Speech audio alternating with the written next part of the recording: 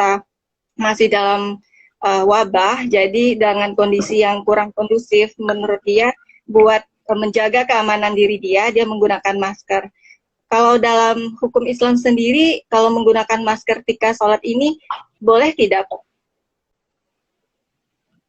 Ya, bismillahirrahmanirrahim. Alhamdulillah, salatu wassalamu ala rasulillah, Sayyidina Muhammad ibn Abdillah wa ala alihi wa ala.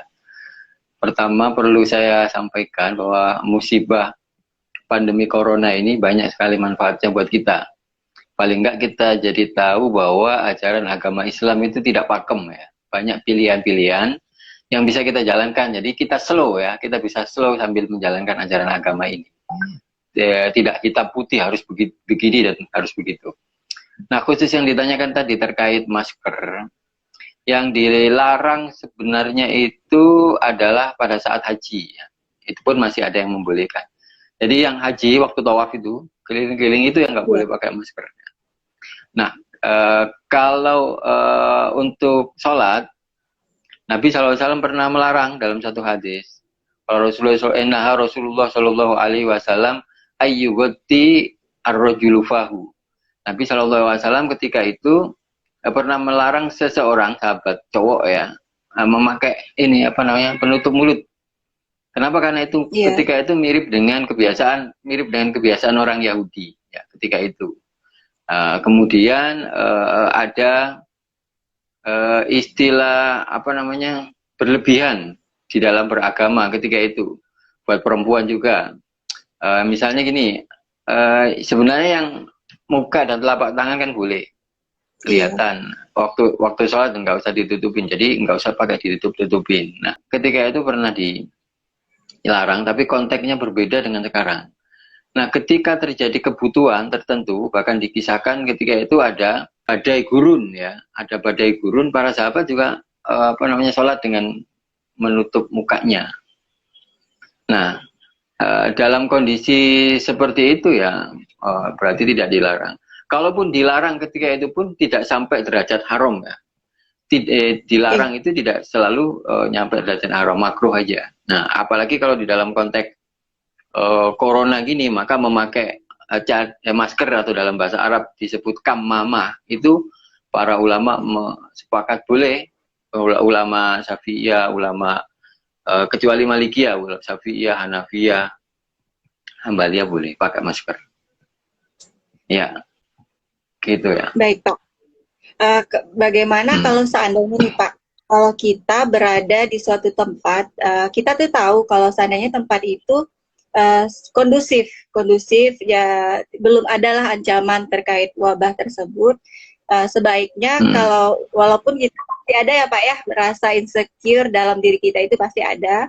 Apa sebaiknya apa yang kita lakukan? Tetap menggunakan atau sebaiknya tidak gunakan saja seperti itu? Ya, jadi tidak bolehnya itu tidak sampai pada derajat tidak sah, tapi makruh. Makruh itu artinya sesuatu yang jika ditinggalkan lebih baik, tapi dilakukan nggak apa-apa. Yang dilarang itu adalah ketika kita sujud tertutup ini jidatnya, karena di dalam fikih itu kan 7 anggota badan harus nempel, 1, 2, 3, kemudian kaki 2, kemudian lutut harus nempel ke bumi. Kecuali lutut itu kan tidak terbuka. Nah, ini harus terbuka. Nah, tapi kalau ini bagian hidung dan mulut kan memang tidak, bukan kita pakai sujud. Yang terbuka ini. Jadi kalaupun mau pakai ini, apalagi kalau merasa insecure ya, nggak apa-apa, nggak masalah. Yang nggak boleh itu nanti pas ketika ikhram ya. Ketika ikhram bahkan perempuan pun nggak boleh pakai penutup muka. Kalau laki-laki nggak boleh pakai penutup kepala, kalau perempuan nggak boleh pakai penutup. Tapi di dalam haji dan umroh ya. Kalau di dalam sholat beda. Oke. Oh, baik Pak. Kalau selain itu Pak juga banyak juga ya Pak ya yang saat ini itu ada beberapa di mana kita itu masih tetap yang namanya ingin sholat jamaah Pak.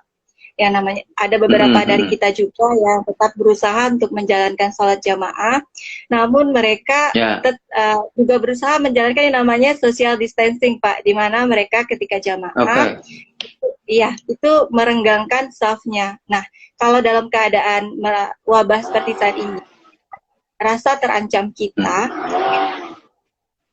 ketika kita merenggangkan saf ketika salat jamaah, itu juga diperbolehkan, Pak.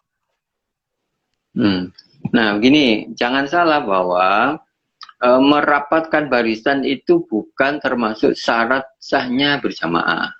Ya. Iya. Jadi syarat sahnya berjamaah itu syarat intinya adalah iktidak. Sebenarnya yang paling inti itu antara jamaah dengan imam, antara makmum dengan imam, bukan antar sesama jamaah. Bahkan pun diperbolehkan seukuran 300 dirham. Boleh selama kelihatan. Jadi nggak harus kalau dalam bahasa Betawi berdusik-dusik ya, nggak harus. Itu sekali lagi merapatkan barisan itu keutamaannya ya, sawu sufufakum fa inna taswiyata sufufi min tamami shalah. Kesempurnaan jamaah lebih baik begitu.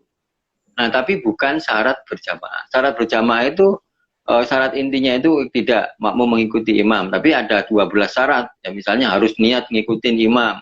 Kemudian misalnya ada mengikuti gerakannya, nggak boleh mendahului. Misalnya kemudian ada cocok sholatnya. Misalnya kalau imam sholat jenazah, kita sholat zuhur nggak sah, gitu ya. Kemudian ada di satu tempat, makmum masih ngelihat imam tuh. Jadi sekali lagi bukan merapatkan barisan itu bukan syarat sahnya berjamaah. Oke, ya, lebih sempurnanya jamaah aja. Apalagi di dalam kondisi seperti ini, social distancing ya, itu harus dipilih.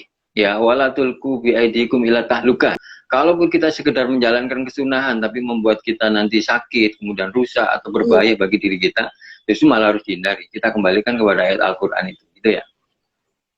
Iya, baik.